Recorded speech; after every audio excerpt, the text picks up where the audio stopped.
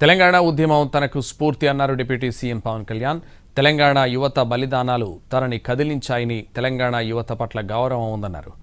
అమరులకు నివాళులర్పించేందుకు permission కావాలా అని ప్రశ్నించారు.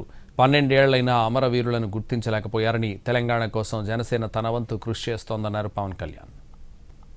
1200 మంది నేను తెలంగాణలో పుట్టలేదు, కానీ తెలంగాణ యువత తాలూకు బలిదానాలకి నన్ను కదిలించేసింది. 1200 అమరులు చచ్చిపోతే వాళ్ళకి నివాళులు అర్పించడానికి వెళ్తే పర్మిషన్ ఇవ్వాల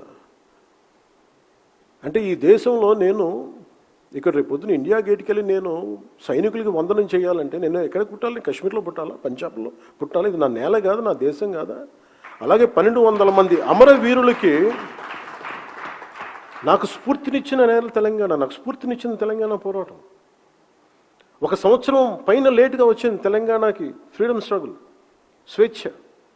47 అందరికీ ఆగస్టులో వస్తే తెలంగాణకి సెప్టెంబర్ 48లో వచ్చింది.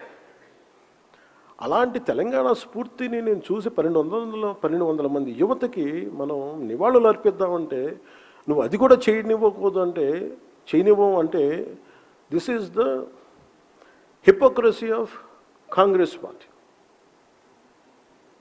అందుకని నేను I'm committed for Telangana's development. నాకు తెలంగాణలో తెలంగాణ నాయకులు చెప్తున్నాను, నాకు ఐ డోంట్ నీడ్ ఎనీ